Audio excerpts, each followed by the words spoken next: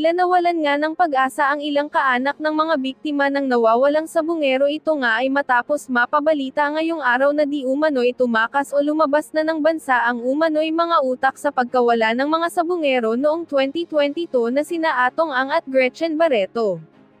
Ayon kasi sa ilang opisyal, wala na umano sa kahit saang property ng dalawa dito sa Pinas sina Atong at Gretchen, at napag-alaman na nga lang na nag-book daw pala ang dalawa at lumipad sa hindi pa tukoy na bansa.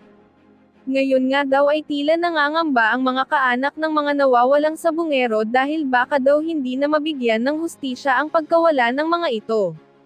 Samantala, nakausap naman ng ilang mamamahayag ang kampo nina Atong at Gretchen at sinabing may inaasikaso lang daw na negosyo ang dalawa sa ibang bansa. Narito panoorin ang nakakakilabot na pagbubulgar ng ilang kaanak ng mga biktima. Pagkor, what do you think? Does that resolution sits well with you, being the regulatory body of Isabong? Mr. Chair, as guided by our top management, we are okay po with the suspending of the operations, and we will also seek approval po from the Office of the President. Well, that's good. Maraming salamat naman at this committee will not adjourn with a heavy heart na hindi mo kami pagbigyan sa aming hinihingi. Hindi naman ito personal namin. Hindi mo ito personal ni SP, hindi personal ni Secretary Senator Ping Lacson, ni Senator Tolentino, kundi para ito sa mga nawawalang mga kabataan at pwede pang mawawala kapag, imaginein mo, 350 sultada per day at yung 350 na cockfights na yan, kung masingitan niya ng isang chupi na entry, meron na namang mawawala ng mga bata. Meron namang mamimising. So kung hindi natin ito ipahinto, baka dadami talaga itong problema na ito. So sana yung stand mo, alam ko, yung stand mo, sana ito'y representative of the stand of the whole PAGCOR management. What do you think? Yes, Mr. Chair, we are okay po with suspending the operations, and we will also seek approval from the Office of the President, Mr. Chair. Well again, ito alam ko marami magagalit sa amin dito ng mga sabungero. Kumahinto itong Isabong operations. Marami, hindi lang sabungero, kundi yung mga bihawak talaga ng mga franchise. But sana maintindihan ninyo, mas mahalaga ang buhay ng tao kaysa halaga ng pera na magiging losses ninyo kapag nahinto itong Isabong. Hindi po, wala pong katapat na value of money ang buhay ng tao. Kahit na sabihin mo, manyunyupi yan. Manyunyupi yan. Sabihin mo, masamang tao yan dahil manyunyupi. Pero buhay pa rin ng tao yan. Wala pong katapat ng pera yan. Walang halaga ng pera na makakatapat yan. So, Senator Tolentino, go ahead. Mr. Chairman, before. Yes, sir. We believe that this action to be taken would get the cooperation of the others. It will get the cooperation of everyone. Pagka gusto natin mapatino ito. Thank you. Thank you, sir. Senator Tolentino, yes, sir. Matanong ko lang po sa PAGCOR. Noong nakaraang linggo po, may mga ulat na lumalabas na meron din pong colorum operator ng Isabong. Kahit wala doon sa listahan ng 7. Yung bang sa pagpapatigil natin ngayon, ay mga ngahulugan ba natitigil din yung colorum o baka meron namang isang fly-by-night Isabong na mag-operate din? Pangalawa, yung amendment ko po kanina doon sa motion ng ating kagalang-galang na Senate President ay nangangailangan din na yung GCash ay alisin doon sa kanilang menu yung pagbabayad sa Isabong. Kasi nga po, baka magkaroon pa ng isang panibagong Isabong naman na hindi nyo binibigyan ng lisensya na mag-operate at saluhin po itong ginagawa nitong 7. Tama po ba yun? Yung aking dalawang nabanggit na items, Madam PAGCOR. Mr. Chair, as to the illegal operators po, PAGCOR can only regulate po ang kanilang mga licensees. We are in coordination po with the law enforcement agencies para po sa pagkukurba or pagpapatigil ng mga illegal na operators, sir. tungkol naman po dun sa GCash, sir, as provided in our regulatory framework, we are only allowing po our licensees to include in as their payment system po ang mga accredited ni Bangko Sentral. So, Mr. Chairman, dapat po siguro si GCash ay pumayag din na alisin doon sa kanilang menu ng pagbabayad yung isabong. Kasi baka may sumulpot na naman ngayong illegal na operator na pwedeng saluhin itong operation na ginagawa ng ating ipapasuspend ngayon, Mr. Chairman. Yes, before that, Senator Tolentino, Yeah. may dagdag lang si SP sa Yes. sinasabi. In that case, the apprehension of Senator Tolentino is correct. In that case, this is a very good chance for the PNP chief to show what they can do. Di subukan nila. Di ba? Kayang-kaya niyong patigilin yun at trade-in yung mga yun. Pagka meron tumira ng color room. Di po ba? General Carlos. Mr. Chair, illegal po yan. Hindi po namin i-tolerate lang. Lalo na po yung mga ganong klaseng operation. Kung nahirapan po kami dito sa operation na ginagawa through a regulatory body, mas matindi po ang aming action sa mga illegal. We are committed to enforce the law and make sure na yung illegal po ay talagang hindi po namin pababayaan yan. Amin pong tatrabahuin po yan. Very good to hear. Thank you, General Carlos. Mr. Chairman, Yes, sir. Go ahead. amid the observation of Senator Tolentino sa PAGCOR, yung illegal, yung 23 na sinasabi yung illegal, ang resultant effect nun, matitigil din yon because hinahack lang nila yung legitimate, di ba? So pag nasuspend yung licenses ng mga legitimate operators ng isabong, necessarily, wala sila mahahack kasi wala activities yung legitimate licenses. Is that a correct statement? As to hacking po ng feeds ng aming licensed operators, Mr. Chair, that is correct po. However, wala po kaming jurisdiction. I know that. Ang sinasabi ko, ang resultant effect, pag sinuspend nyo yung 7 na legitimate, wala ma-hack yung illegitimate, yung 23 other illegal online. Kasi nag-hack lang sila sa legitimate. So sinasabi ko, ang resultant effect, pati yung mga illegal, yung illegitimate na nag-hack lang, wala ring activities yon. Wala sila ma-hack eh. Correct? Yes, Mr. Chair, if Thank as to you. hacking po. Thank you. Yeah, balikan ko lang yung punto ni Senator Tolentino, sir. Yung about pag-remove ng GCash at ng PayMaya doon sa isabong platform. Kayo rin ba nag-regulate yan or other agencies regulating this matter? Central Bank?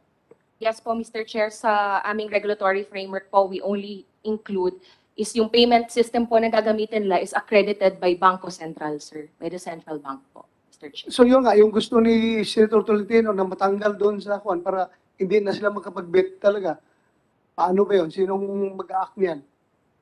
As to the authority po of these accredited payment solutions, Mr. Chair, I believe po it is not within PAGCOR po.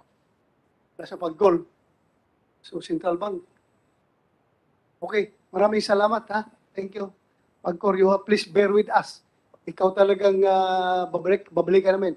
Remember, case number 1 pa tayo. Ha? We still have 5 cases more to go. So, sir, Let's yes, ask go ahead. LTO. Jack, what can you contribute to humanity? Sir, This point. good afternoon. Regarding these cases, sir, we'll be closely coordinating with the PNP, especially the PNP Anti-Cybercrime Group, in identifying the owners of the motor vehicles that are allegedly involved or identified by the PNP. Meron ng progress dyan? Anong As of nasaan? now, sir, I'm just coordinating with them, but immediately once we have the data, transaction sticker number, plate number, So ngayon pa lang, ngayon pa lang, sir. mabuti pala nag-hearing tayo. Thank you. Di ba dapat automatic yan?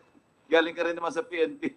Sir, before I came, I asked if we have some letter request from PNP, and I was Yeah, I just hope you We can have help in the resolution of these cases. Thank you.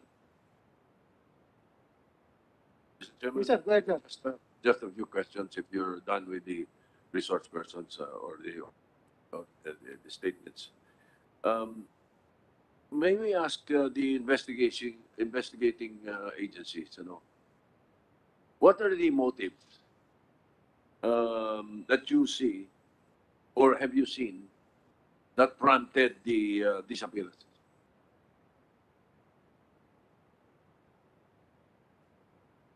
Mr. Chair, sa mga insidente po itong nawawalang mga sabongero, ang isang nga unang lumalabas po dun ay yung Jope.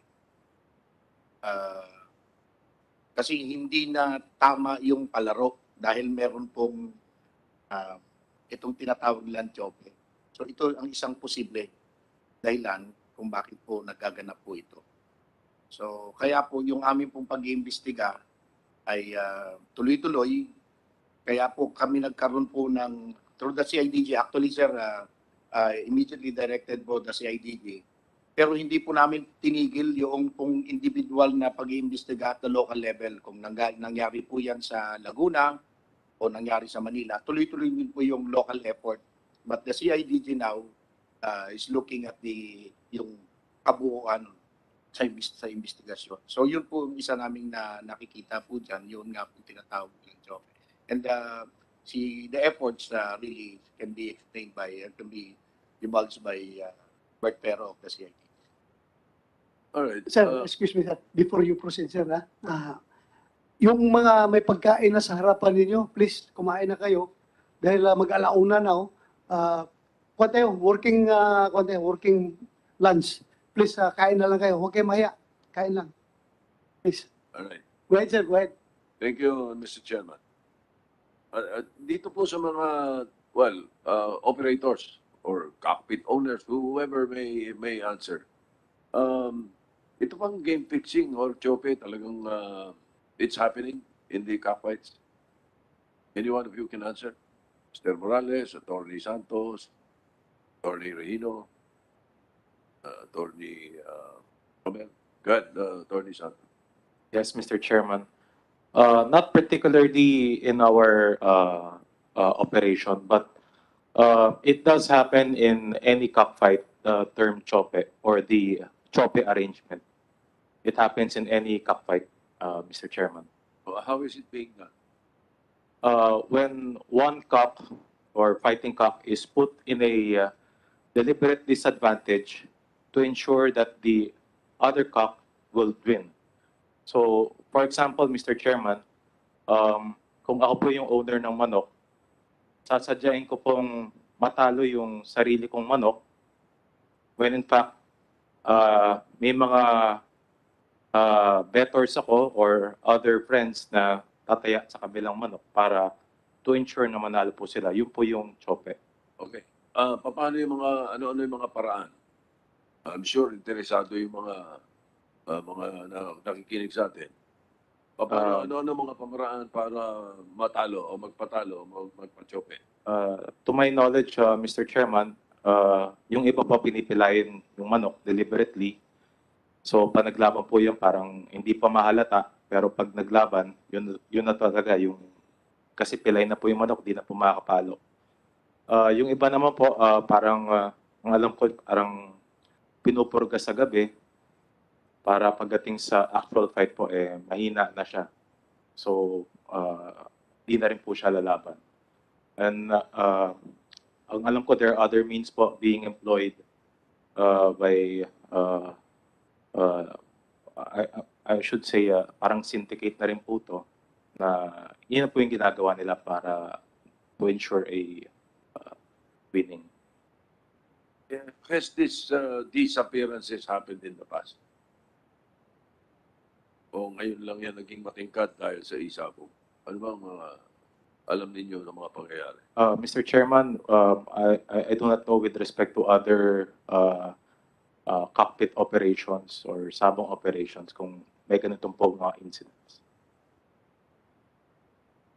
So, go ahead, sir. Just to pursue that point, kasi yung POP is just a theory, di ba? Going beyond the theory is the motive. So yung POP is just a means to sa motive which may be double cross, di ba? And that's you're pursuing. Inopursu nyo. Kasi ba't ka magtyochope? Kung choppy lang, siguro, wala masyadong problema. Pero ang mas malalim doon, pwedeng nagkaroon ng double cross. Mas mabigat yon, di ba? Na pwedeng naging motibo. Is that the correct statement? That's true, Mr. So you're pursuing that angle, that motive. Isa po yan sa ating. Thank you. Thank you, Mr. Chairman. I think I'm clarified somewhat. Thank you, sir. In line with the question of the Senate President, again to, Atty. Santos, kung magkakaroon ng chope, sino ang nag-i-incur ng damage dito? Sino masasaktan? Or sino nalulugi kapag nagkakaroon ng chopean doon sa Manila Arena? Sino ang magagalit? At pwedeng magkakaroon ng motibo na kidnapin itong mga involved sa chopean. Sino masasaktan? Again, Mr. Chairman, based on a chope theory, ang masasaktan po talaga dito kung sino po yung arrangement nung may-ari po ng manok, or minsan po yung may-ari po ng manok ang nadadamage din po dyan kasi hindi niya alam na chinochope pala yung manok niya po. So, yun po talaga yung damage na masusustain. May mga taong probably binigyan po ng tip na tumaya sa kabilang manok when in fact, dito pala ang manok na pipilayan po. Parang ganun po ang scenario. Marami pong third parties na maaari pong maging magalit sa gantong arrangement po. So double cross. So, in that case, dito sa case number 1 natin, kung ganun ang theory natin, pwedeng ang nagagalit sa mga bata na nawawala ay yung financier or yung farm owner, may-ari ng manok. Just in case hindi niya alam ang pinagagawa ng mga bata na missing ngayon, na tinyupi na pala yung manok. Sila ang handler, sila ang giver. Tapos yung financier, blind pala, na itong mga bata na ito, nagkukontak na pala sa iba, pumusta kayo sa kalaban dahil yung manok namin, talo na ito. Pwede magagalit yung financier. Yun ba ibig mo sabihin? Sa ganong sitwasyon po, maaari po, Mr. Chairman. May mga ganitong, may maaari pong yung ganong pagkakataon na mangyari dito sa sitwasyon. Okay. So dagdagan natin. Furthermore, kung yung financier nila mismo or yung farm owner ay nawawala rin, missing rin hanggang ngayon, sino pwedeng nagagalit sa kanila? Sa farm owner at saka sa yung financier?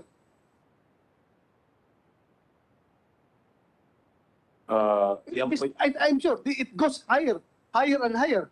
Ngayon nga, nawawala yung 6. Later on, na-discover ng police na pati yung financier nila nawawala rin, missing. Sino nga ang pwedeng posibleng nagagalit doon sa financier na bakit siya kidnap? Mr. Chairman, maaari pong baka may napangakuan po yung financier sa ganong klaseng arrangement na kasi malaki po yung tayaan sa labas eh. So Okay. maaari po na may arrangement na iba yung financier po sa ganon. So can you categorically say na yung Manila Arena, as far as case number 1 is concerned, ay hindi masasaktan in any manner, in any way, sa panyunyupi ng 6 na bata na yun? Mr. Chairman, actually yung Manila Arena po, yung management ng Lucky 8, we reviewed the fights po ng entry po nila during that night. And after reviewing it, we believe na wala pong panyonyope ang nangyari po sa entry po nila. So, kung walang panyunyupi, sabi ng PNP, ang motibo is panyunyupi. Ngayon, sabi ninyo sa nireview ninyo, yung records ng fight ay walang panyunyupi. Bakit biglang naglaho itong 6 na bata na ito? Biglang nawala. Ano ito? How can we reconcile these Yes. facts na sinasabi mo? Like I was saying, Mr. Chairman, kasi po, ang Lucky 8, kami pong mga operator ng Isabong, we are just merely a service provider po ng Isabong. Kasi po, ang Lucky 8 po, either po kung sino po manalo dyan sa manok na yan, hindi po kami, wala po kaming vested interest na, wala po kaming pakinabang po. Either kung sino po manalo na yan. Kasi kami, ang Lucky 8 po, commission lang po kami. We get 5% commission po sa kada laban. At yun po yung pinamimigay namin yun po yung pinababayad po namin sa aming. Okay, parang gusto mong sabihin na manalo, matalo sila, manyupi o hindi, safe yung Lucky 8, meron kaming kita, may income kami, so wala kami pakialam dyan sa ginagawa ng sindikato. Yan ba yung punto na gusto mong palabasin? Hindi naman po, Mr. Chairman. Nabanggit ko nga po, we maintain po yung integrity ng mga cockfights po namin every event. So you mentioned about integrity. Pag nanyupi yung mga bata, hindi kayo magagalit. Nasisira yung integrity. Nasisira yung pangalan ng inyong sabungan dahil nagkakaroon ng tsupian dyan sa inyong operations. Hindi kayo magagalit? Hindi kayo masasaktan? Mr. Chairman, ang protocol po ng kumpanya pag merong ganyang tsupian is just to disqualify po entirely yung buong grupo po nila. Then they will not be allowed to participate in any other cockfights po of the company. Yun lang po yung magiging protocol po namin dyan. Okay. As far as you know, meron tayong 7 na licensee from PAGCOR. Among the 7, iisa lang kayo, yung Lucky 8. Meron 6 na potential or actual or real kakopetensya ninyo. So, kung hindi nyo ma-maintain ang integrity ng inyong operations, ng isabong operations ninyo, posible na yung mga bettors ay lilipat doon sa ibang isabong operators. Di ba? Iiwanan kita. Ayaw na namin dyan magsugal sa lakit dahil maraming chupi dyan. Dito na kami magsasabong sa ibang kalaro. Kung wala kayo ng income, okay lang sa inyo, hindi kayo masasaktan. Masasaktan po, Mr. Chairman. Kaya po, we always maintain po yung integrity po ng mga laban po namin. At we always make sure that fair yung labanan ng mga cockfights po namin. And quality rin po yung mga palabas. Kaya po, we don't tolerate po yung tsupian sa Lucky 8 as far as we are concerned po. Kasi, you know naman po ang gambling eh. If na-mix po ang gambling ng dayaan, so it's no longer gambling. Kumbaga, Okay, you don't tolerate. You don't tolerate. Ayaw ninyo yan. Ibig sabihin, galit kayo pag may manyunyupi. yes, Okay. Mr. Chairman. Okay. You know why? We are trying to establish motives here. Kung sino ang tinatamaan, sino nagagalit sa ganung klaseng operation. But we are not pinpointing anybody na sila talaga ang may kagagawan nito. This is investigation. Talagang i-establish natin muna yung motive dito sa pagkawala dito mga bata na ito. So, thank you for answering my questions. Maraming salamat, Atty. Okay, thank Yes, you. Mr. Chairman. So let's proceed now to case number 2. Tapos na tayo lahat. Meron pa bang case number 1 na magsalita? Wala na? Okay na tayo? Case number 1? Please, maraming salamat ha.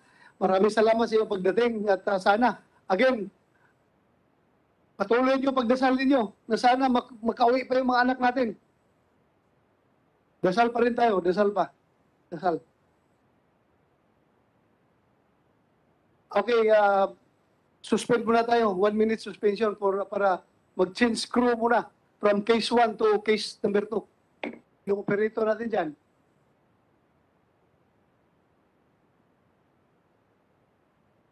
Shown on the screen is the timeline of our investigation. Case number 2 occurred on January 13, 2022 involving 4 missing cockfighting aficionados, all residents of Tanay, Rizal, and reported last seen after attending a scheduled derby at United Association of Cockpit Owners and Operators of the Philippines Incorporation in Barangay Palasan, Santa Cruz, Laguna. Shown on the screen are the details of the missing persons. So puro taga Sampaloc, Tanay Rizal ito.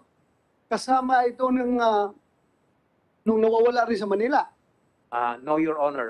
Sa Santa Cruz sila, bali sabay lang yung date nung pagkawala nila, Your Honor. Kaya nga, alam ko itong case number 2, case number 3, number 4, yung 6 na ito, 4 out of 6 nangyayari dyan sa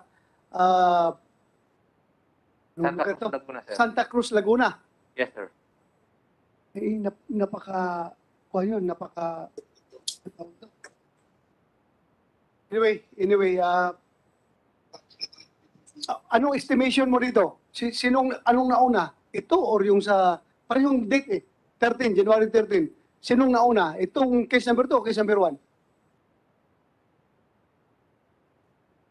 Parang sir, lumalabas, sir, parang mas nauna itong Laguna incident, sir. Nauna ang Laguna incident. Yes, sir. So, napakalaking grupo ito. Iba yung nangingidap doon sa Santa Cruz, sa Manila. Iba rin yung nangingidap doon sa Santa Cruz, sa Laguna. Kung halimbawa simultaneous, ibang grupo rin yun. What do you think? O the same group? Ang pumick up doon sa Laguna at yung na-make up sa Manila. Your Honor, yun ang tinitignan namin, sir, kung isang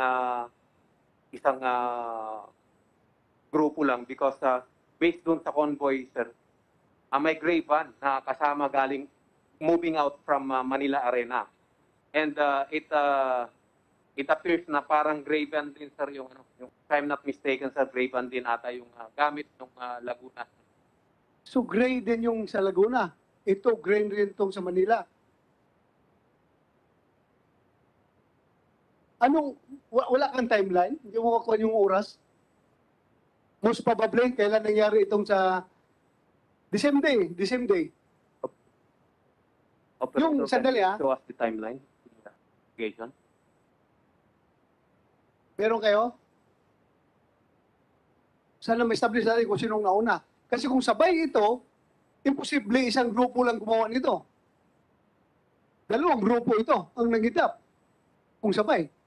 Pero kung mayroong enough travel time for movement, pwedeng isang grupo lang. But anyway, sige, mamaya establish natin yan. Just continue para mabigyan natin ng chance itong mga pamilya magsalita. Go ahead. Your Honor, that's all for case number 2.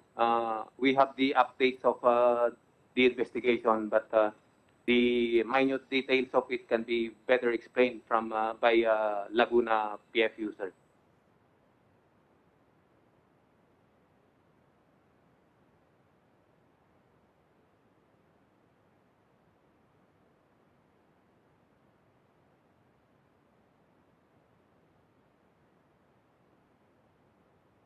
Sige, briefly walk us through yung progress ng yung investigation dito.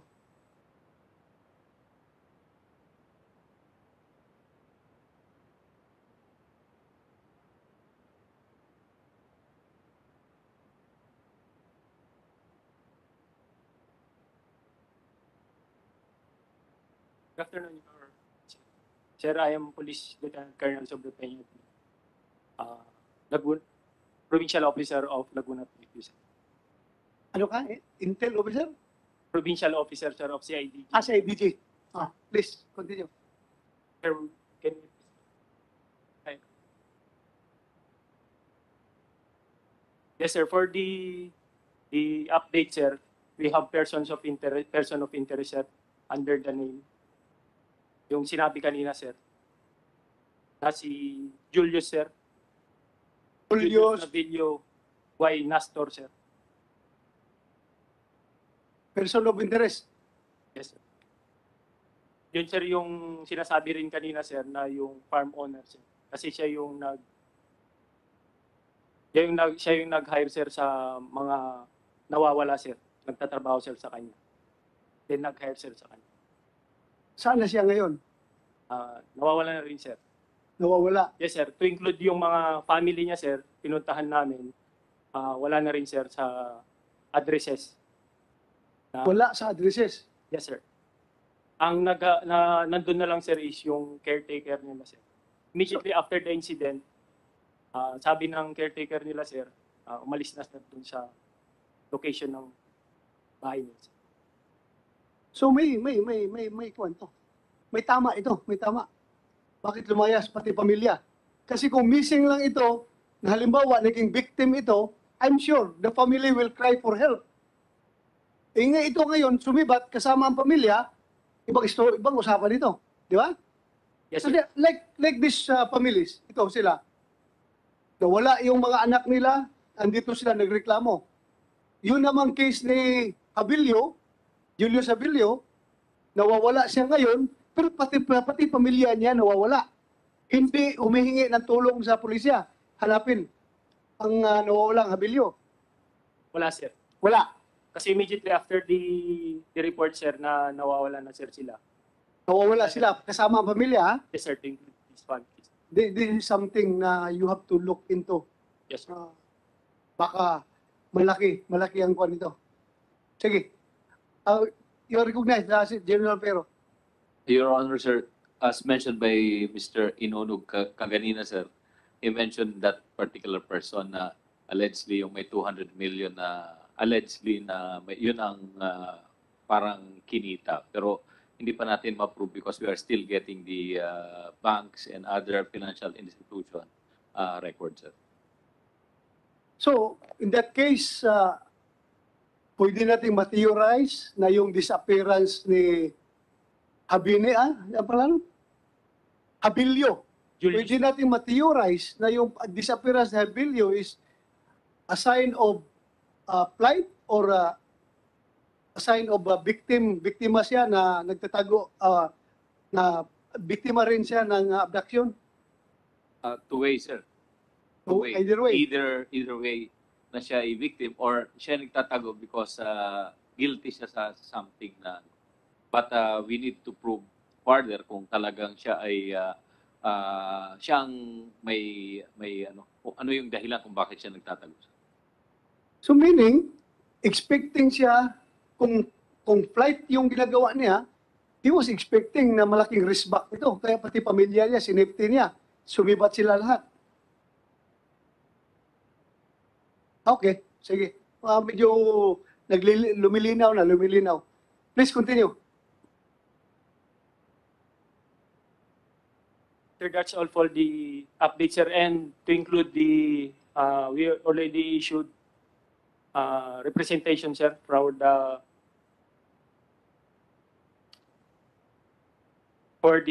subpoena, sir, doses testificandum. Yung owner, sir, yung Nancy I. De Leon, sir, yung owner ng security agency, sir, na in charge doon. Send na rin kami, sir. Ang may-ari kasi, sir, doon sa security guard doon, sir. Security, yung nagsisecure doon, sir, is yung Absolute Force Security Administration Incorporated. Okay, please do it. Kapag hindi nag-cooperate, sigurado madali lang yan na trabahuin dahil they are under the control of susya, di ba? Hindi sila pwedeng matigas-tigas dyan na hindi sila mag-cooperate. Kailangan persahin ninyo mag-cooperate dahil trabaho nila yan. They are there to secure, not to help disappear people. Laruin mo yan. Yes, sir. Another update, sir, is yung according kay Sir Lambert Santos, sir, yung father of one missing person, Milbert Jan Santos E. Alcantara, alias Tapa, sir. Meron kasi siyang bank account sa PS Bank, sir, Tanay Rizal, na may nag-withdraw, sir, sa kanyang ATM. So we already secured videos, sir, dun sa vicinity where the possible suspects na nag-withdraw. For withdrawals transaction were made on Milbert Jan Santos account on January 14, sir. Ito kasi, sir, incident, mga January 13. Based sa search statement is January 13 nawala yung apat, sir. So, nung January 14, may nag-withdraw, sir, sa bank account. ATM account. Mr. Chairman, natignan nyo na yung Natignan nyo na kung sino yung sa CCTV nang withdraw sa ATM. Yes sir, meron na kaming sir, meron na kaming videos. Siya ba? Si Melbert Santos o hindi? Yung gumamit nung ATM card niya, hindi siya. Negative sir. We are in the process of determining who is that person sir. Sir, we can show it if we can show it the video sir if Sige. Sige, mas maganda para just in case may nakakilala dyan sa mga suspect na yan, eh, matutulungan itong committee na ito para ma-identify yung tao na yan. Ipakita nyo. Correct. Pakita. Sa publiko na kakilala Yes, sir. sa inyo. We encourage the public to help us identify this particular person. Baka kilala nyo ito.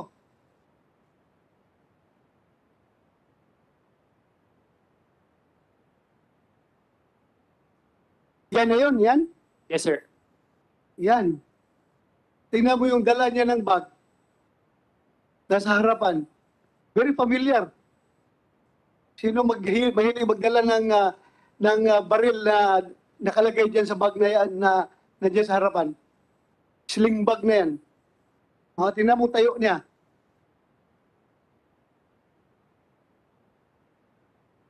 Hindi-play ba niyo yung video? Paki-play daw, para makita natin pati yung manner of walking niya. Baka makilala ng mga kapitbahay niya yan. Ma-identify.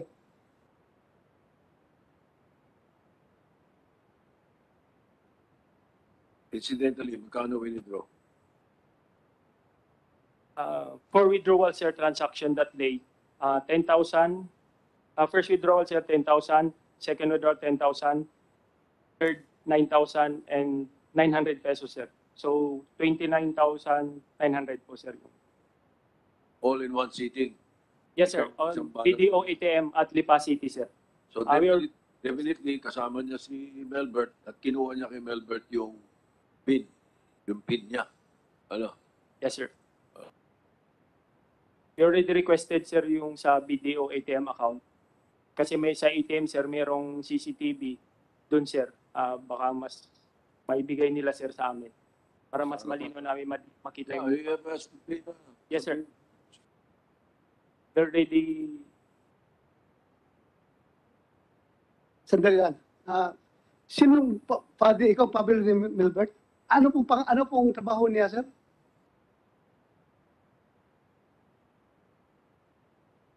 Senator, bali wala po siyang trabaho. Bali, ako po kasi nakabili ng van. Van? Yes. Yung urban state. So, urban state. Bali siya din po nakakita noon para bilhin namin. Then, nung mabili po namin yun, nakilala niya itong si Julio Sabilio. So, malimit pong naaarkila yung van ni Julio Sabilio. So, hindi siya nagsasabong. Nirerentahan lang yung van niya. Nirerentahan lang po yung van ko at ang nagdadrive po ng van ko ay yung anak kong si Melbert. Okay. Kasi Balikan ka namin mamaya, sir, ha? Let's continue.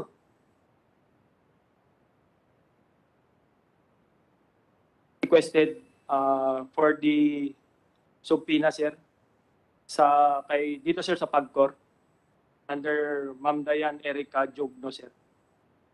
Nag-request na rin kami sir para makuha namin sir yung mga fight sir, mga videos that time para makita namin sir kung sinong nag-entry. Baka nagip sir yung mga yung persons of interest or any information na pwede nilang maibigay. We are just waiting for the the answer of PAGCOR sir. Okay.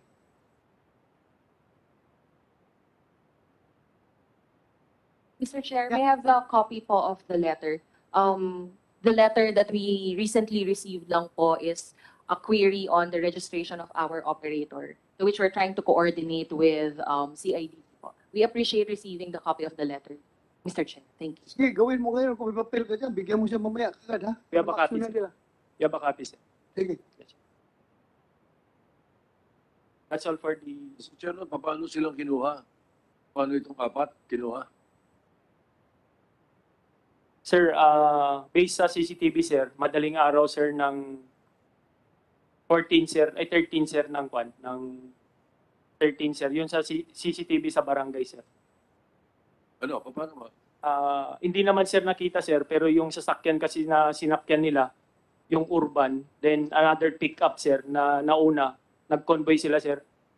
Hindi rin nakita, sir, kung nandun yung mga relatives, yung mga victim, 4 victims, sir. Pero meron kaming CCTV, sir, na lumabas, sir, sa cockpit arena, sir. Anong oras yun? Lumabas? 2:21, sir. Ng hapon? Nang madaling araw, sir. Yung sasakyan na lang, sir. Nauna ito. Nauna ito, sir. Nauna ito sa case 1, case 2. Alright. Mr. Chairman, paano yung saan sila nanggaling? Ano yung cockpit na yun? Sir, based sa our investigation, sir, yung cockpit na yun, sir, is United Association of Cockpit Owners and Operators of the Philippines Incorporated, sir. Located at Barangay Palasan, sir, Santa Cruz, Laguna. Sino operator nun? Yun pa, sir, yung hinihingi namin, sir, kung sinong operator. We already submitted subpoena, sir. Atty. Santos, hindi ba ito kasama sa inyo? Itong sa Santa Cruz? Actually, Mr. Chairman, that Santa Cruz cockpit arena, that is also under Royal Octodome and we are also leasing it. So kasama ito sa inyo? Kayo may-ari nito? Nag-lease po kami dun sa property po. Kaya kayo nag-operate nito? Apa. You're the one operating? Yes, Mr. Chairman. Okay. Alam mo, pasensya ka na, pero masasabi ko ngayon, masasabi ko na itong Santa Cruz, Laguna na arena ninyo ay napaka-notorious. 4 out of the 6 cases ay dyan sila last seen, yung mga nawawala. Ano kayang meron dyan sa arena na yan? Bakit ang daming taong nawawala dyan? Out of the 29 people na missing, ay 20, ilan yung sa lipa? Ilan sa lipa nawawala? Yung 4 incidents, ilang taong nawawala? Hindi, ganito na lang. Yung 4 incidents sa Santa Cruz, 4 cases. Ilang tao lahat doon ang missing? 90. Ha? Kaya nga, ilan lahat yung sa Santa Cruz lang? Santa Cruz ito. Santa Cruz. Oh, kadami nito. 1, 2, 3, 4, 5, 6, 7, 8, 9, 10, 11, 12, 13, 14, 15, 16, 17, 18, 19. WP, Santa Cruz. Ano yung WP? Anong meaning ng WP? World Pit Master. So, 1, 2, 3, 4. Kadaming tao nito. 1, 2, 3, 4. 5, 6, 7, 8, 9, 10, 11, 12, 13, 14, 15, 16, 17, 18, 19, 20. 20 katao ang nawawala dyan sa Santa Cruz World Pitmaster Arena. Separate occasion, sir. 4 cases ito. 4 na kaso of disappearances. Pero total of 20 persons ang missing na last seen or alam na mga kapamilya nila na dyan pumunta sa Santa Cruz World Pitmaster Arena. Nakakatakot na notorious itong kung ninyo. Yung arena na ito. Mr. Chairman. 23. So 23 pala. Hindi pala 20. 23 ang nawawala dyan sa Santa Cruz. Sino pwede ng Santa Cruz ng Laguna? Hindi kayo na aalarman nito. 23 katao na nawawala dyan. Wala mo lang kayo nahanap kahit isa. Pwede ng Laguna. Alam mo, sa first na pangyayari dito dapat na may missing na 4 na tao, dapat sinusurveillance na ninyo itong arena na ito. Bakit nasundan pa at umabot pa ng 23 katao ang nawawala? Bagong PD ka ba dyan? Sino bang PD dyan? Kailan ka umupo as PD? 2021? So, sakop mo na ito. Yung latest. Pero yung 3 previous cases, hindi sa'yo. O, Pitalyo. Colonel Pitalyo, ano masabi mo dito? Tatlong instances ito. Walang alibyo. Walang...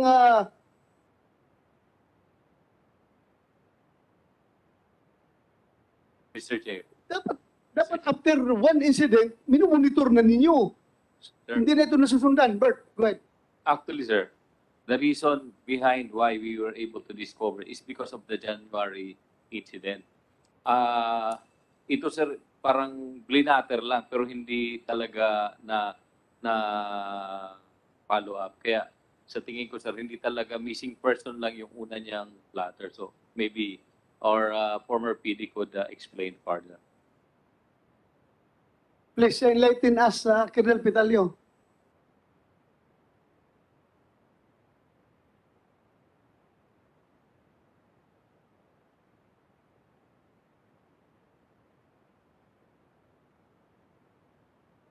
Good afternoon po, sir. Mr. Chair. Sir, during my time as provincial director, there were 3 incidents of missing persons and 1 kidnapping. So as per investigation, all the incidents of missing persons happened with a total of 7 persons. All of them proceeded to the AA Cobra farm located at Barangay Palasan, Santa Cruz, Laguna, to attend a cockfighting event. So after which, according to their families and or relatives, they failed to return and could not be contacted anymore. So with the missing persons, I personally directed the Chief of Police of Santa Cruz Municipal Police Station, who is with us here today, together with the Chief of Provincial Intelligence Unit, to exert all efforts to address the case of missing persons. Also to closely coordinate with the families and relatives and assure them that all of the necessary effort will be done to bring back their loved ones to them. So the former Chief of Police of Santa Cruz have her presentation, Mr. Chair. Then with regards naman po, sir, sa kidnapping incident at San Pablo City, so at the time when I was informed of the incident, I immediately directed the creation of SITG, purposely to have an in-depth and impartial investigation on the matter. So I directed the SITG to get hold of the CCTV footage and preserve all the evidence. Since the case is in San Pablo, appears to be a kidnapping incident, I directed the Chief of Police of San Pablo City Police Station, who is with us also today, sir, and he has his own presentation also, and closely coordinate, he coordinate to anti-kidnapping group before. Paano ka napunta San Pablo? Anong relasyon doon? Sir, meron din po, sir, isa doon, sir, na kidnapping incident, sir. San Pablo, Laguna. Yes, sir. San Pablo City, sir. Kidnapping incident. Yes, sir. Incident, sir. Meron din po nangyari doon, sir. Tapos? So, may CCTV footage doon, sir. So, kinuha namin, sir. Yeah. Pinalo up namin yun, sir. At ano to, sa Bungero rin? Yes, sir. Yes, sir. Farm owner, sir. Farm owner naman? Opo, sir. So, may I continue, sir? Sige. You mean to say, ito si Ricardo Lasco. Yes, sir. Opo, sir. Ito yung nakita natin sa Footage, sir. footage na pinasok ng ilang van Opo, sir. na naka-tactical movement pa yung mga naka-black, para naka-black patig, pero nakabunit, Yes, sir. na kung makabit-bit nung tao, paglabas, akala mo mga legal talaga. Opo, sir. Ha? Nakakatakot ito. Yes, sir. Very swift, very precise, very accurate yung kanilang movement. Yes, sir.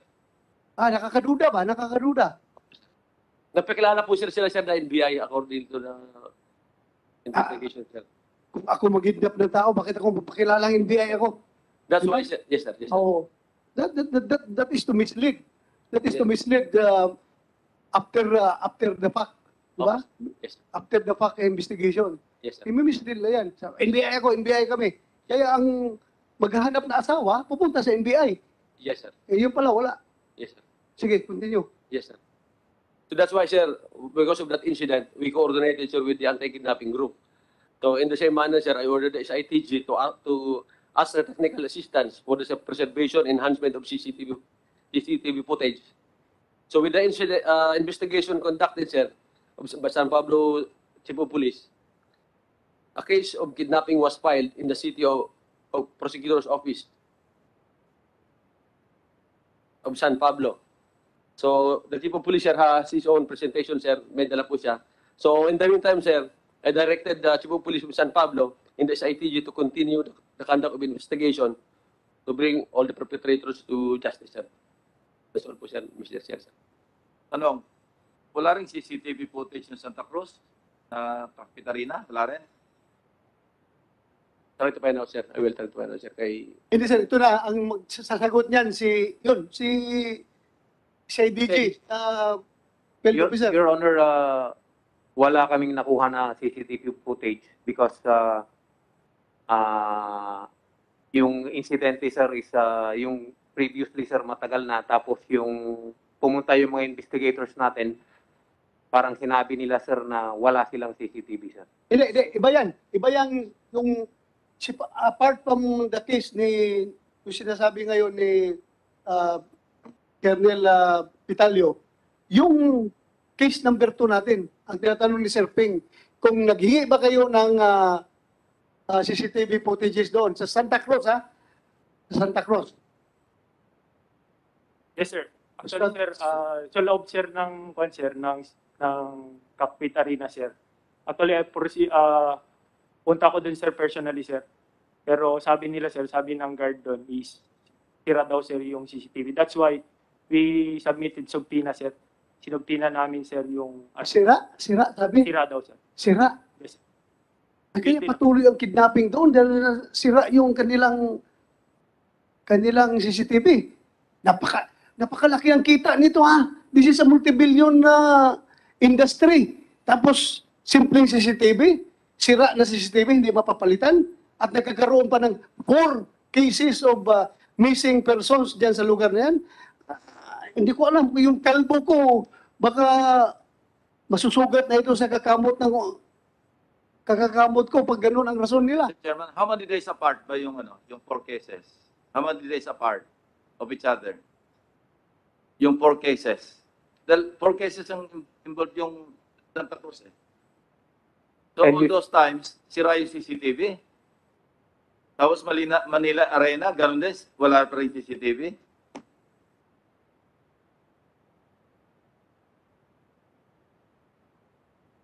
Sana huwag maging obvious itong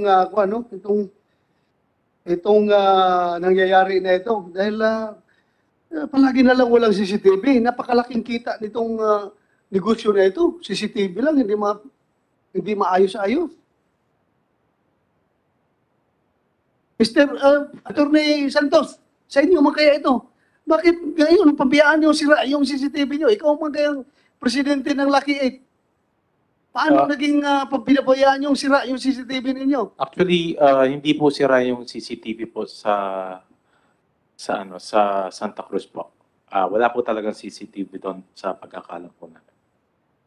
Pag-core, kayo na naman.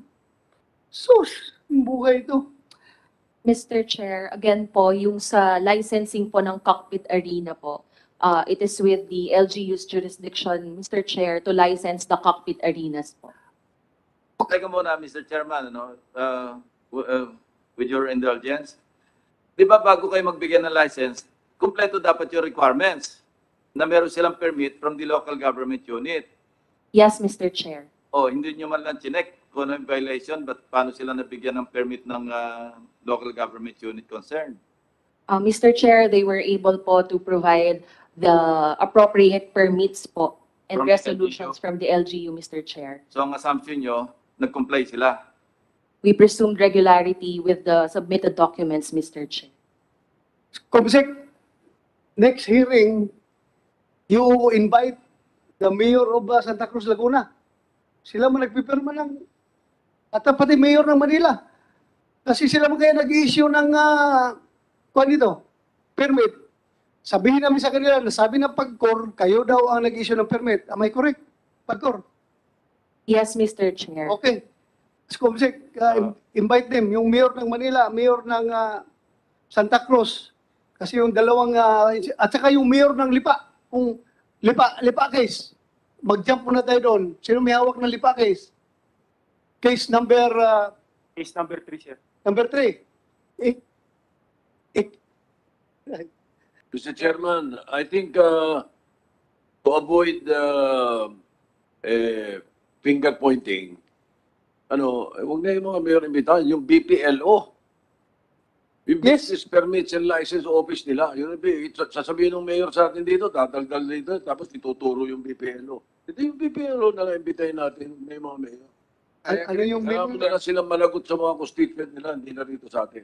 Yes, sir. Licensing and Permit Office. I agree with the Senate President. Otherwise, we'll be calling PAGCOR, CORPAG. So the licensing office should be common. Okay, correction to my previous instruction to the COMSEC, instead of the mayor, yung chief ng Business Permit and Licensing Office ng Santa Cruz at ng Manila. Okay? Sige. Yes, sir. Will comply, sir. Yung sa Lipa, diretso muna tayo sa Lipa. Sino may hawak nung Lipa case?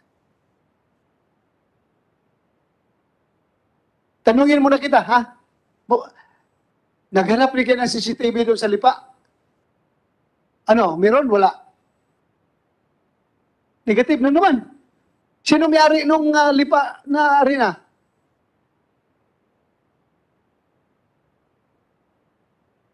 Ha? It is under Royal Octodome, sir. Na naman. Sa iyo na mga attorney.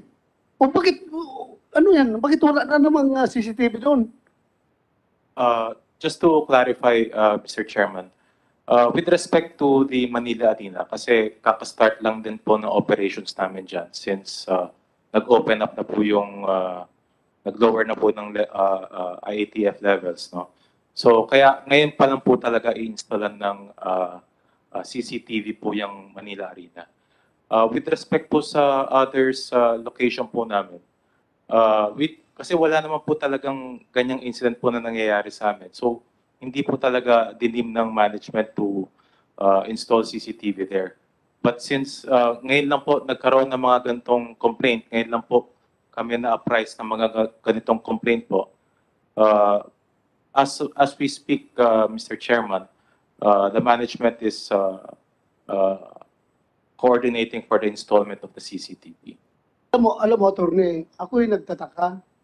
Bakit multi-million industry ito?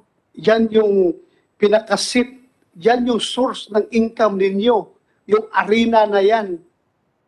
Simple-simple CCTV, hindi nyo malalagyan. Kahit na granting na hindi kayo ni-require ng PAGCOR. Kasi sabi ng PAGCOR, yung offshore kuan lang daw, na kaya ni-require nila. Siguro sa'yo, ako nga, bahay ko, nagsusumikap ako kalagay ng CCTV na wala akong income doon. Yun pa kayong place of business ninyo na doon kayo kumikita, hindi nyo malalagyan ng CCTV. Billion! Attorney, billion. Yun lang ako yung nagtataka. Pero sige lang. Sana tayo? Case number 2. Patuloy mo. Sino yung case number 2, nagbibrief?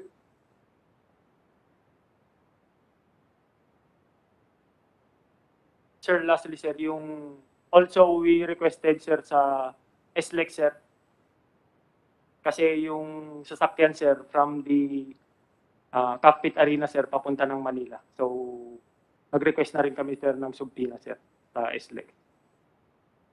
From Santa Cruz, papuntang Manila, Santa Cruz, Laguna. Yes, sir. Oh, sir. Yung sasakyan ng mga victims? Yes, sir. Yun ang way na yun ang way ng sasakyan, sir. Mayroong kasamang, may nag-escort na sasakyan? Wala. Sila lang. Solo. Merong pick-up, sir. Pick up. Pickup block, sir. Yung plate number kasi, sir, yung mga nakikita namin, sir, na CCTV sa barangay.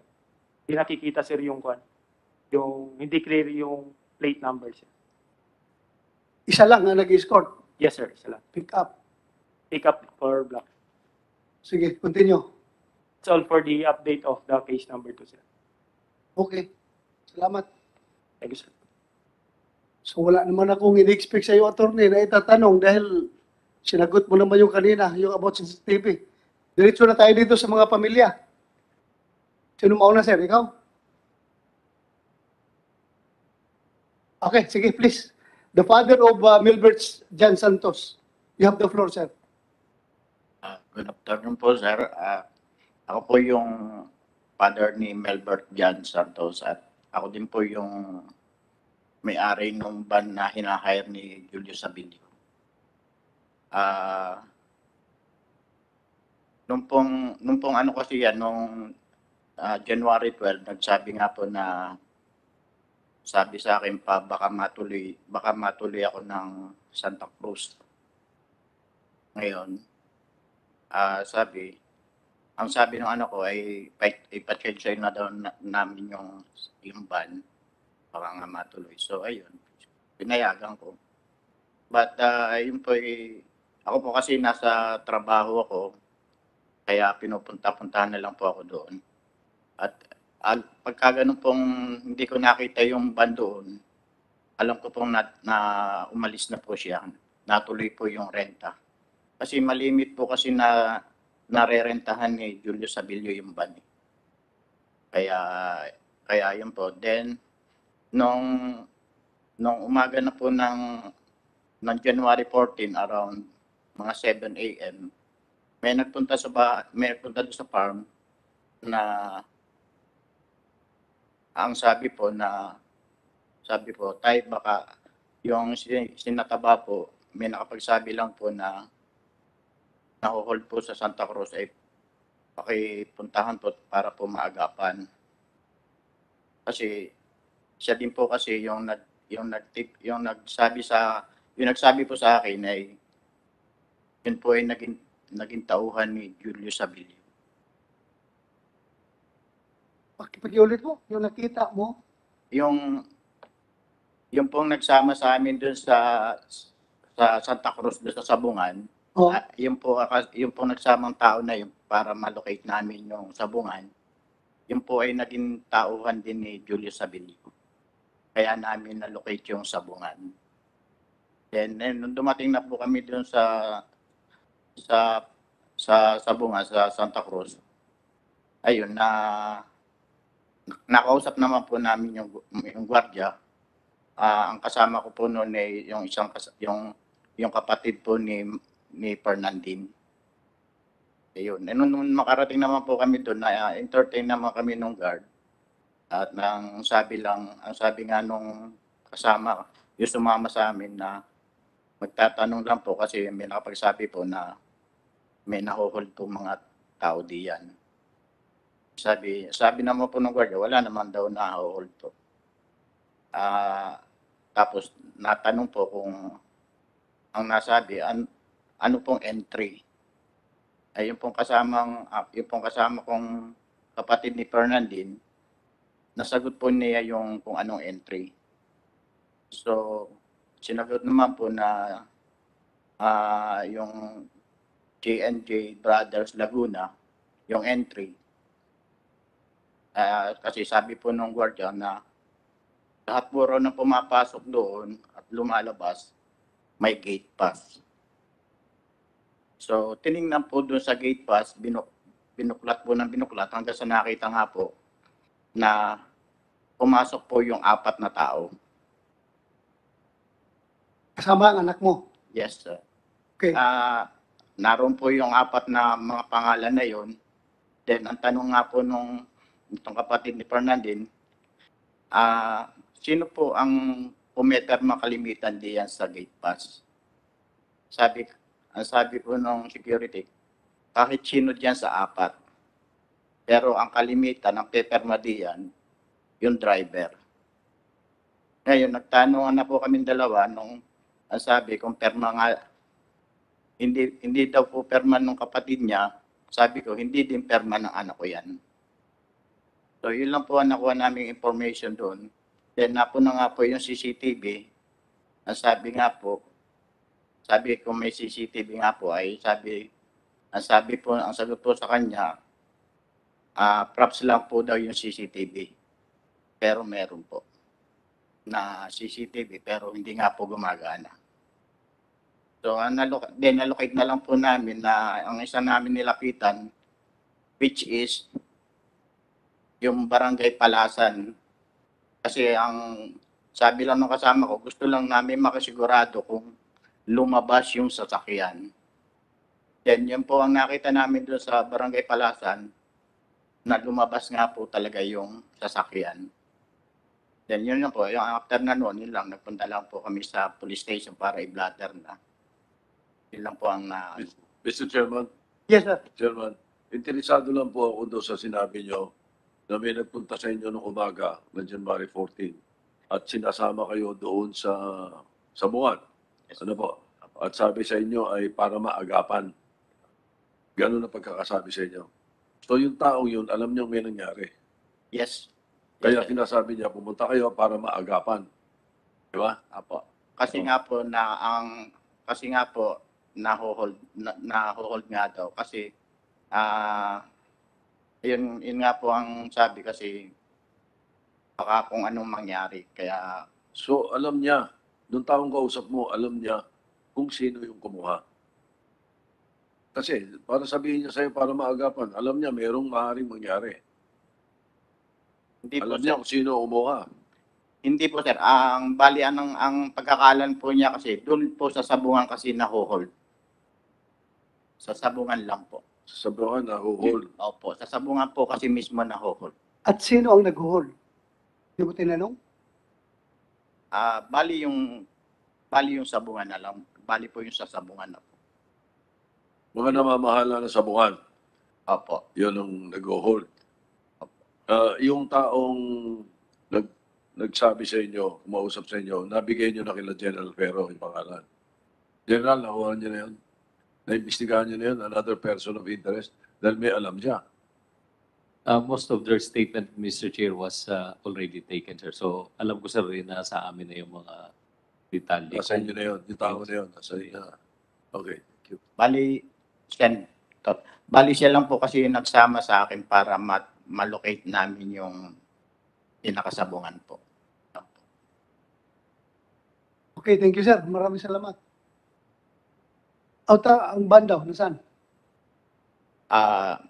Base po dito sa mga nangyayari, yung pong ban ko lang ang hindi binalik.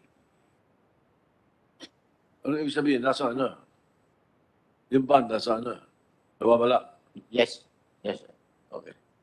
Bali po doon sa mga yung pong kasama namin yung FX na puti, bali iniwan po sa Tanay doon sa pero yung po sa akin hanggang ngayon hindi po. Pero nung pong Ano yung brand nyo? second hand po. Sige na, pero okay pa ang kondisyon. Po. Baka nagustuhan ng kidnapper yun. Gamitin pa yun nila.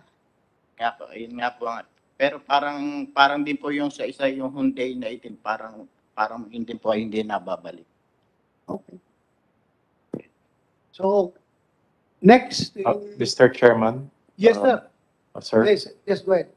Mr. Chairman. Sir, there were information na hindi pa sir pala nasabi dito sa ating mga investigator. I think si Mr. Santos, na-recall nyo lang po ngayon yung sinasabi nyo. Kasi dito sa mga affidavit namin yung sinasabi nyo, hindi po namin na-record sa affidavit na binigay nyo sa amin. Kung ano po, pupunta na lang uli kami sa iyo at para punuin yung ngayong sinasabi nyo ngayon ay maidagdag sa aming nakuhang statement sa inyo po.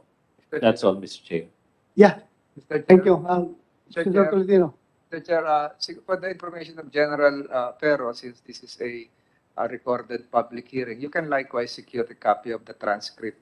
And since the gentleman here is under oath, that I think that would also suffice. Yes, Mr. Chair. Thank you po.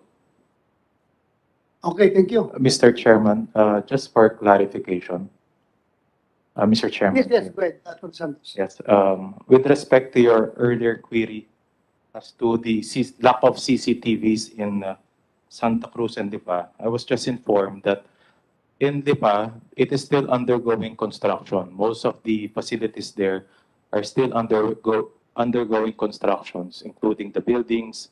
Kaya hindi pa po talaga ma-install ng CCTV. Same goes po sa Santa Cruz po, ganun din po. Ongoing po kasi malaki po yung property. So, as much as we wanted to install na po, ongoing pa rin po yung construction. Chairman, For clarity. yes, that's the reason. Maski under construction, nag-ooperate na, requirement yung CCTV, dapat may CCTV. Maski under construction, nag-ooperate na nga eh. And that's a requirement. Yes, Mr. Chairman. So, hindi reason yon na under But construction. what I'm trying to explain lang po, because of the ongoing construction po, hindi po makapita ng maayos ng CCTV. That's all, Mr. Chairman.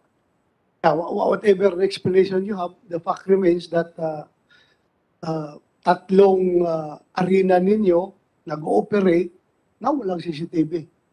Yun talaga, that's the bottom line. Wala tayong magawa dyan. Yan talagang the fact remains the same. And yun nga. Yeah, anyway, please, next is the partner of Melbert Santos. Go ahead, ma'am. Sabihin mo yung pangalan mo dahil tuloy-tuloy ka na sa gusto mong sabihin. Pakitanggal na siguro yung kwan para marinig natin yung kwan mo. Ilapit mo yung microphone. Thank you. Ako po si Rowelyn Ebit po. Kinakasama po ni Melbert Jan Santos. Noong 12 po, umuwi po siya sa amin ng hapon na po yun, mga 2 to 3 p.m. Nagpaalam po siya sa amin ng anak ko na may biyahe nga daw po sila pa Laguna. Tapos, ang nagsabi pa po siya sa amin na antayin daw po namin siyang mag-ina kasi pag uwi daw po niya, magpo-food trip daw po kami. Tapos nung time na, ayun na hapon na po, umalis na po siya, bumaba na po siya. Gawin niya po kasi yun, uuwi, tapos aalis para po bumiyahe pa Laguna. Nung time na po na bumiyahe siya, Papalaguna po yun, nag-live po siya noong January 12. Papalaguna po yun, Papa Santa Cruz. Tapos, tumawag po siya sa akin ng mga 11 p.m. po yun. Nandun na nga daw po siya sa farm ni Julius Habilio po. Kasi sinundo na po niya dun yung asawa nga po, si Magbanua, yung po nag-aalaga ng manok. Sabi po niya sa akin, tatawag na daw po siya ulit, magkakarga lang po daw po sila ng manok. Tapos yun na po yung huling contact namin, hindi na po siya tumawag ulit.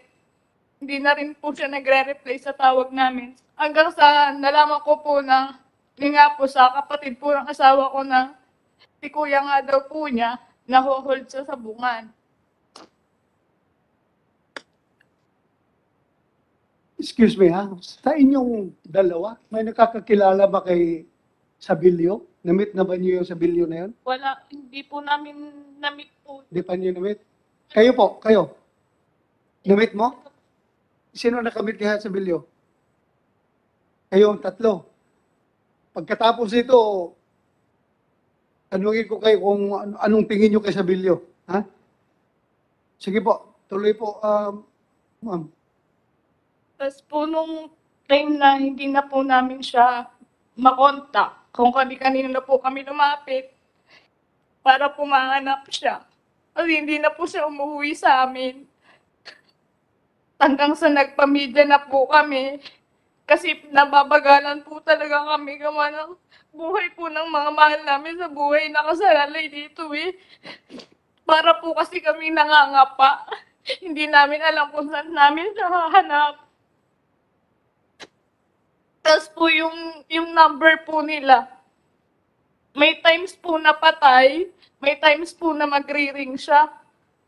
Nung 13 to 40 nagre-ring po yun, pero patay din po siya nung gabi na hindi na po siya nagbukas ulit. Tapos mga ilang linggo po yung lumipas, nagre-ring po ulit siya. Yun po yung yung huling ano po namin. Kaya gusto po namin sana mag-request ng subpoena po para po dun sa mga number. Sa mga number po ng mga asawa namin kung saan kung saan po huling nag-ring yung cellphone. Kasi hindi po talaga namin alam kung anong nangyari. Yung ang gusto lang po namin is pati po yung sa CCTV sa loob ng sabungan. Sana man lang po maipakita sa amin kung ano po talaga yung nangyari sa loob. Kasi nung time na nagtaka din po kasi kami yung sa Facebook account po nung asawa ko. Meron pong nagbura nung live po niya ng January 12 nang papunta po siya ng Santa Cruz. Nabura po yung live niya. Hindi po namin alam kung sinong nagbura nung live na yon. Kasabay po nun yung pagbura nung conversation po namin mag-asawa. Kasi po nag-send po siya ng ng picture niya na nandun na po siya sa sabungan po sa Laguna. Sigurado na yung nagbura noon ay yung mga tao na may hawak Yung may sa asawa hawak. mo. Opo, O, siguro. kasi sila may hawak ng cellphone eh. Opo. Kontrolado nila yung husband mo, kontrolado na cellphone, sila ngayon na nagbura noon. Opo. Tsaka nag-aano din po ako na kasi yung asawa ko po, driver lang po yun eh. Wala siyang alam sa sabong. Ba't pati po siya nilamay? Bata pa po yung anak namin eh. Lagi na siyang hinahanap. Hindi ko alam kung ano sasabihin ko. Araw-araw tinatanong niya kung nasan yung daddy niya. Sana naman po ibalik niyo sa amin. Yun lang naman po yung hinihingi naming lahat eh. Yung maibalik po silang lahat sa amin na ligtas kasi gusto po naming mabuhay ng normal. Yung wala pong takot. Yung lalabas po kami, wala kaming kinakatakutan. Kasi di rin po namin alam sa paglabas namin kung ligtas pa po ba kami. Marami pong takot. Ang bigat po sa dibdib. Kasi hanggang ngayon, parang wala pa rin po kaming idea kung nasaan sila. Hindi namin sila mahanap.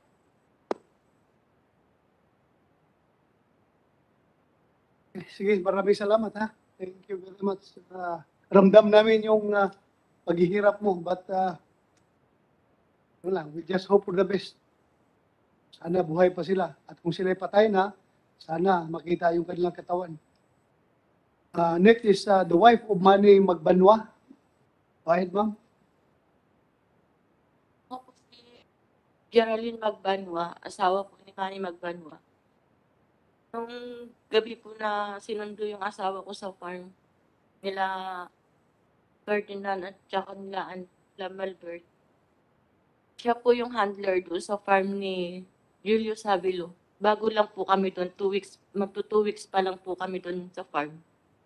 So, nakilala mo si Julio Savilio. Opo. Anong tingin mo sa kanya? Anong klaseng tao? Ano naman po siya, mukhang mabait naman po siya. Parang hindi naman po siya gagawa ng parang wala siyang alam. Parang hindi ko po alam yung itsura niya. Parang inosente. Yung honest opinion mo. Opo. Tingin mo ba Tingin- siya nasa likuran ng pagkawala ng asawa mo at ng kasama nila? Tingin ko po. Ha? Tingin ko po, parang siya po. Parang siya? Bakit? Kasi siya po yung financer at saka siya po yung amo na nag-aano sa mga tao.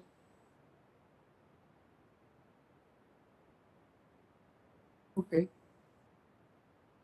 Sige, please, continue. Tapos sinundo po siya doon ng mga kasama niya sa farm kasi siya po yung handler. Sabi ko sa asawa ko, wag na siyang sumama kasi ano niya po, kinabukasan, birthday niya po.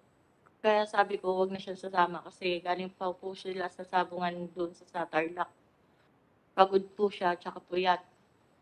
Ang pinagtataka ko lang po, wala pong gustong sumama kahit isa doon sa tauhan sa farm. Kaya po siya napilitan sumama pa rin doon sa Santa Cruz, Laguna ng Sabon. Kaya po yun, napilitan po siyang sumama. Tapos kinabukasan po, umalis po sila sa farm ng 11:45 ng gabi. Tapos kinabukasan, tinetext ko po siya. Tapos hindi na po siya sa akin, sumasagot. Ang dami kong text, di po siya sumasagot. Pero nagri-ring yung phone niya. Bandang tanghali ng 13, hindi ko na po siya makontak. Out of reach area na po.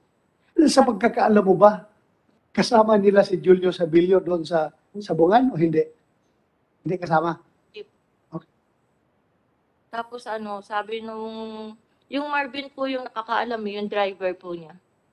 Driver ni Julio Sabilo. Saan siya? Nawawala din po, kasama din po. Nawawala? Opo.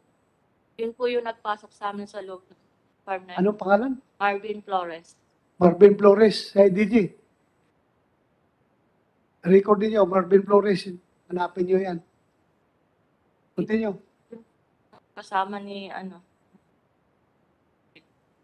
Tapos yun po, nung na yun, sabi sa akin ng katiwala sa farm, yun po ang nagsabi sa akin na nawawala na po sila. Na hindi na po, may kumontak si Dayan doon sa katiwala sa farm, na nawawala na daw sila. Saka po ako kinabahan na natakot kasi hindi ko na nga po sila makontak. Pumunta po ako sa Santa Cruz, Laguna para po ipablatter. Tapos doon ko na po nalaman na nawawala na po silang 4, di na po sila move. Tapos yun po, kung saan sana po kami nagpupunta, hinahanap namin sila, hindi na po namin sila makontak, di na po namin sila. Sige, thank you. Wala ka na sabihin pa. Next, si Sister of Mary Mark Fernandin. Mark Paul Fernandin. Go ahead, ma'am. Ako po si Tessan Regondola. Kapatid po ako ni Mark Paul Fernandin. Nung umalis po sila ng bahay nung January 12 ng gabi, nagpaalam po sa akin kapatid ko na pupunta na nga po daw sila sa Santa Maria, Laguna ni Melbert dyan para po kunin yung mga manok na isasabong po sa Santa Cruz, Laguna. Anong trabaho niya? Taga-bitbit lang po ng manok. Taga-bitbit ng manok ni Julio Sabino po. Abino.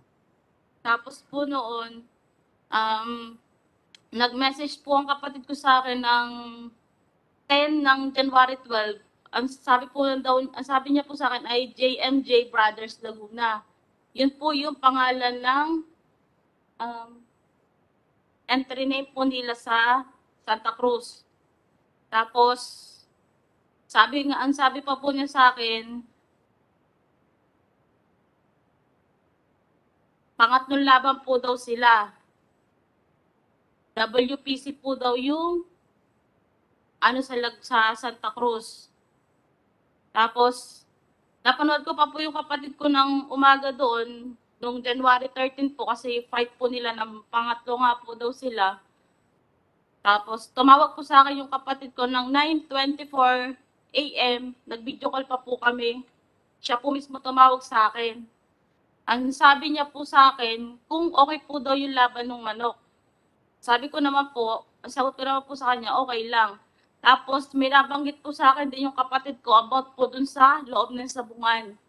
Na sabi niya nga po sa akin na meron nga po daw parang umaaligid-aligid sa kanila na tauhan po daw sa sabungan, sa Santa Cruz. When you say tauhan ng sabungan ng Santa Cruz, Opo. paano niya nalaman na taga Santa Cruz na sabungan yun? Para po daw kasi para pong guard para po tauhan. Kasi siguro po alam niyo yung mga guard po na nakaitim, ganun po. Tapos, sabi ko naman po sa kanya, okay lang ba kayo dyan? Sabi niya po sa akin, okay lang naman natin, sabi ko. Tapos, ang sabi po niya sa akin, mga tanghali po daw, tatawag ulit po daw siya. Di inatay ko po tawag niya. Pagkatapos po noon, di po siya tumawag ng tanghali. Panatag lang naman po loob ko kasi baka po nagpapahinga lang po siya or kaya po may ginagawa lang kaya hindi po siya nakatawag ng tanghali sa akin ng 13. nag-try po akong tawagan siya ng alas 3:08 p.m. po ng hapon ng January 13. Kaso, hindi na po nagre-ring nagre-ring po yung cellphone niya, pero hindi po siya sumasagot. Ano, 13 ito o 12? 13? 13 na po. Okay. Tapos po, yung nga po, hindi na po sumasagot hanggang umabot na po ng kinabukasan po ng 14, nag-message po sa akin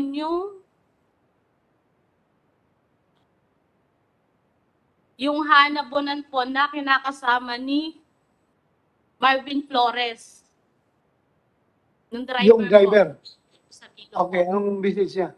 Ang sabi niya po sa akin, ate, may importante akong sasabihin. Sabi ko, ano yun? Bakit? Sabi niya, nakokontak mo pa ba si Mac? Yun po yung kapatid ko sa sabungan. Sabi ko, hindi, bakit? Sabi ko sa kanya ganon. Tapos sabi niya, basta ate, tatawag ako mamaya, importante lang. Tapos, nag-send po sa akin siya sa messenger ng emoji po ng malungkot. Tapos sabi ko, bakit may nangyari ba? Sabi ko po sa kanya ganon. Tapos sabi, basta malalaman pa, kawawa naman sila. Yun po ang sabi nung Hana. Sabi ko, bakit nga? Parang doon na po ako nabahan. Tapos ang sabi niya po sa akin, di pa namin alam kung saan sila dinala. Tapos sabi ko, ano, bakit? Saan sila dinala? Tapos sabi niya po sa amin. Tapos nag-reply po siya sa akin na, kahapon ko pa sila tinatawagan, pati si Taba, hindi po sila makontak. Nagre-ring po yung cellphone nila, pero hindi po sila sumasagot. You mean si Taba, si Flores? Hindi po, yung pong driver, si Melbert dyan po. Anong sabi niya sa kinakasama niya na si Flores? Missing din daw? Hindi. Hindi po sila missing. Hindi po sila missing. Nagtatago po silang 4. Ano? Nagtatago po silang 4. Paano mo nalaman na nagtatago? Kasi po, noong 13 po ng 5 p.m., sinundo po nung ang kabit po ni Julius, yung kaibigan kong bakla sa bahay po niya, kasama po si Hana na pumunta po noon sa bahay po ng Jean. Yun po yung kabit ni Julius. Doon po daw sila, para sama-sama sila doon. Pagdating po daw nila doon, nandun po daw si Julius Havilo sa bahay na, at saka si Marvin Flores. Sabi ko nga po, bakit ka nandyan? Sabi ko nga po ganun, kasi magka-video call na po kami. Sabi ko, bakit ka nandyan? Sabi niya po sa akin, hindi ko nga alam bakit ako nila pinuntahan sa bahay. Sinundo nila ako para pumunta dito. Sabi ko, sino nandyan? Sabi ko po ganun. Sabi niya, nandito si Boss Julius. Nakita ko nga po sa likuran niya, nandun nga po si Boss Julius. Kita-kita ko po na nakapulang gamit pa po si Julius. Tapos umamin naman po sa akin si Hana na magkakasama nga po sila nung 13 ng hapon at ng gabi. Ibig sabihin po, hindi po siya nagpunta ng Santa Cruz. So para sumunod po doon sa mga tauhan niya, nagsasabong ng kanyang manok. Tapos po tapos doon po, kinabahan na po ako doon. Tapos sabi po, kahapon pa po sila, sabi po nung Hana, kahapon pa sila ng tanghali tinatawagan namin, kaso hindi na sila sumasagot. Tapos may sinabi, pwede po ba Hindi mo kinulit yung kausap mo. Bakit sila nandyan? Kasama man sila. Tapos bakit yung aking kapatid nawawala? Hindi, wala pa po sa namin na nawawala na sila. Yun lang po. Tapos ang sabi po sa akin,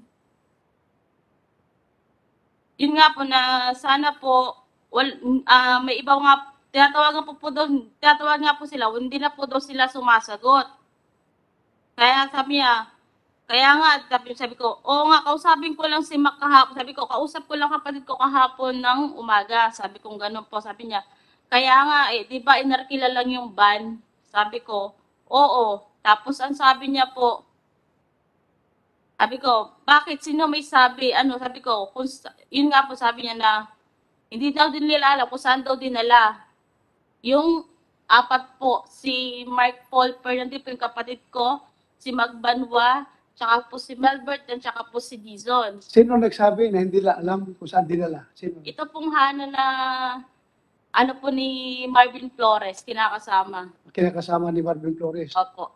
Kasi po may tumawag po daw kasi kay Julius nung hapon ay bandang tanghali ng 13 po na yung po daw mga tauhan niya is hinal po daw sa sabungan.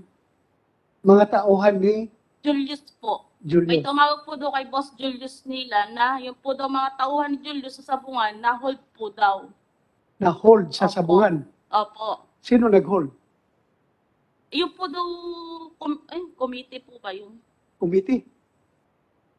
Sabungan po. Yung in charge sa sabungan.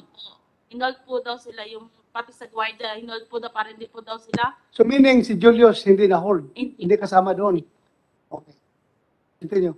Sabi ko nga, sino may sabi niya, tapos nabanggit niya nga po dito sa pag-uusap namin na baka kung sinong may hawak ng CP nila kasi hindi na nga po sila nagte-text or hindi po sila sumasagot sa mga call namin. Tsaka po, ito pa.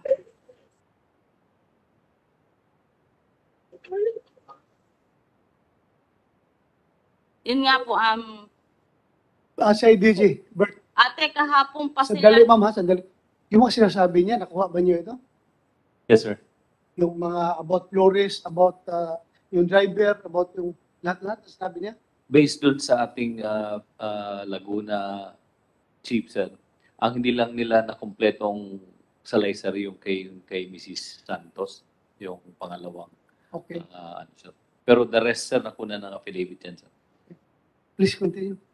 Tapos po no na, ate, kahapon pa sila dinala ng mga tao ni Atong Ang. Sino nagsabi na tao ni Atong Ang? Ito pong si Hana, dahil yun po daw ang sabi ata dun sa boss Julius nila na tumawag po ng tanghali. Si Julius, May kausap po dun sa loob ng sabungan na para pong nagsabi na yung mga bata mo is hinold dito sa loob ng sabungan. Na mga ano po daw ni Atong Ang. mga tao ni Atong Ang, Opo, ang nag-hold. yun po ang sabi sa akin. Kasi po sila po magkakasama no, kaya po alam niya kung ano mga pinag-uusapan. Nireport ba niyo kagad dito sa police? Nung 14 po, nung pagkasabi pa lang po niya sa akin na ganito na po, yun nga po, ako nagyaya po, pinunta ko po si tatay dun sa trabaho niya, tapos niyaya ko na nga po siya sa Santa Cruz. Police? Hindi po, nagpunta po muna kami sa sabungan po sa... Alam niyo, dapat diretso kayo sa police. Dahil may informasyon kayo na sinabi mo kaya na hinold ng mga tao ni Atong Ang Hindi yung... po kagad kasi kami doon muna nagpunta, sir. Magpatulong kayo sa police para makuha yung anak. Kasi inalam po muna namin talaga kung talaga po na-hold sila. Kaya po mismo sa sabungan po kami nagpunta. Tapos, nagyun nga po, ang sabi po nung guardia sa amin, tinanong po yung entry name nila, ang sabi ko nga po is JMJ Brothers Laguna. Pero, yan nga po, binuklat nga po nila. Sabi niya, ate, nag-out na po sila ng 14 ng madaling araw, 2 a.m.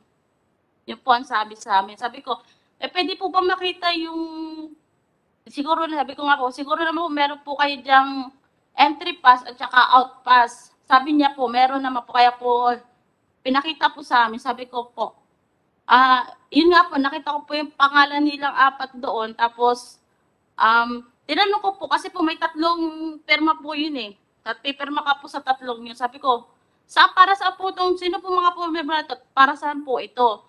Yung po daw pinakahuling perma doon is doon nga po daw sa 4 na tao kung sino po daw pipirma doon. Itinanong ko po si tatay kung pirma po ba yun nung anak niya. Ang sabi naman po sa akin, hindi. Tapos, ako rin po, hindi rin po yung perma ng kapatid ko. Doon na po kami nagtaka. Alam mo yung perma ng kapatid mo? Opo. Tapos kinumpara mo doon sa nakapirma sa Opo. sa log-out. Hindi niya pirma? Opo, hindi po. Nasaan yung papel na yun? Sa DJ. Dapat makuha niyo yung papel na yun. Sir, Makuha niyo yan? kunin namin, sir. Tapos halata po kasi na iisang kamay lang po ang gumawa nung outpass po nila. Sulat Isang- kamay. isang- Isang sulat kamay lang po ang gumawa ng outpass nila. Sa apat? Opo. Halata. Nakita mo Opo, talaga na nakita. isang pirma lang? Opo, kasi po pinuta po kami ng CIDG. Kabuyaw po ba yun? Yun po. Tapos, pinakita ko nga po yung outpost nila na ito po yung, sabi ko, sir, ito nga po yung outpost nila. Tapos sabi niya, ay oo ate, iba yung, iisa lang ang halatang pineke yung kasi iisa lang ang sulat kamay. Hindi sila ang mga sumulat nito. So, in line with that, magpatulong din Atty. Santos. Atty. Santos, magpatulong kami sa iyo ha, na makuha yung makuha yung...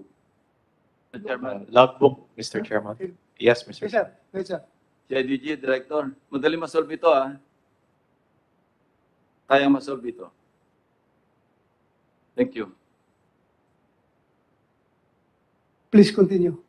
Tapos nga po yun, sabi ko po doon sa gwardiya, sir, total naman po, may nakita po kasi ako ng 3 CCTV sa may gate po nila. Sabi ko, sir, tanong ko lang po, gumagana po ba yung CCTV nyo sa labas? Pwede po ba namin makita kung talagang lumabas po sila ng sabungan? Sabi po sa akin ng gwardiya doon na nag-entertain po sa amin na, ay ma'am, hindi po, props lang po yan. Yun po ang sabi po sa amin. Tapos sabi ko po, siguro naman po sir, sa loob po niyan may gumagana naman po kahit papaano. Ang sagot nga po sa akin, ma'am, oo po, meron naman po. Sabi ko, kung sakali po kailanganin po namin, pwede po ba namin mahingi? Ang sagot po niya sa akin, pwede naman po, ma'am. Tapos po nun, wala na po kami nakuhang information about doon po sa sabungan. Nag-try po kami magtanong-tanong kung may mga CCTV pa po ba sa pagdaraan na palabas po ng sabungan. May nakapagsabi po sa amin na magpunta po daw kami ng barangay po ng Palasan. Baka po makakuha kami doon kahit isang man lang para po makatiyak kami kung lumabas nga po sila. Yun nga po yung nakuha namin na isang CCTV lang po na palabas na po talaga siya ng Palasan. Pero hindi lang naman po namin alam kung sila pa po ang sakay nung van na yun, nung sinakyan nila. Pagkatapos po noon, yun na po, nagpaano na po kami na sa katunayan na sa barangay na nawawala po yung kapatid ko, yung anak po niya. Tapos, ang sabi po sa amin sa barangay na magpunta na rin po kayo ng police station para ipablatter niyo po. Yun nga po, sinabi po namin sa laysay namin. Tapos yun po, ginawa na po kami ng blatter ng Santa Cruz Police po. Maraming salamat ha. Thank you. Next is the partner of Mark Ferdinand Dizon po. Yeah, go ahead po. Ako po si Dayan Loyola, kinakasama po ni Ferdinand Dizon. Yung asawa ko is, bali, January 12 po, nung umalis siya sa bahay, sinundo po siya ni Melbert Santon tsaka ni Mark Paul Fernandin sa bahay. Nadala-dala po yung van na pagmamayari po ni tatay. Anong trabaho ng asawa mo? Gapper po, sir. Mananari. Gapper, mananari. Opo. After you, kausapin natin si Gov Chairman, si Baham Mitra. At mamaya sir, pagkatapos niya sir, maghingi kami ng information galing sa iyo about regulation nito mga gappers, kung paano sila kung may panyunyupi man o paano. You're the one regulating these people, di ba? So, mamaya sir, pagkatapos Yes, niya. sir. Please continue. Yeah. Tapos yun nga po, umalis po siya sa bahay siguro mga 8 to 8:30 p.m. po yata nung sinundo siya. Dumiretso po sila sa Santa Maria, Laguna po para puntahan yung handler at kuhain po yung manok. Then after po nun nilang kumuha ng manok, didiretso na po sila sa Santa Cruz, Laguna. Then yun po, nagka-chat pa po kami nun hanggang sa makarating po siya dun eh. Kinabukasan po, bali, nag-chat po siya sa akin, tumawag, na talo po yata yung unang 2 manok nila. Kaya yung pangatlong manok, siya daw po yung bibitaw. I-video ko daw po. Kaya may video po ko nung pangatlong manok na nilaban nila. At nakita ko po doon yung asawa ko na nagbitaw po. Then Paano? nanalo po yun, sir. Panalo. Opo, nanalo po yun. Pero yung unang dalawa, talo. Opo, sir. Okay. Then after po nun, sabi niya po sa akin, ang pang-apat daw po, 4, 5, 6 na manok is ilalaban po mamaya pa pong hapon. Kaya po, hindi po siya agad nag-chat. Then nung tinatawagan ko po siya pagkatapos namin kumain ng tanghali, hindi po siya sumasagot. Nag-text din po ako, hindi sumasagot. Akala ko po busy lang o kaya po nagpapahinga kasi mamaya pa po yung laban yata nila. Then yun nga po hanggang sa nung medyo hapon na po, nagtataka ako bakit hindi siya tumatawag na kung ibibideo po ba uli yung laban niya kasi nanalo po yung pangatlo eh. Usually po kasi pag nanalo po yung pangatlo, yung pang-apat siya po yung magbibitaw nun. Hindi po siya nag-ano.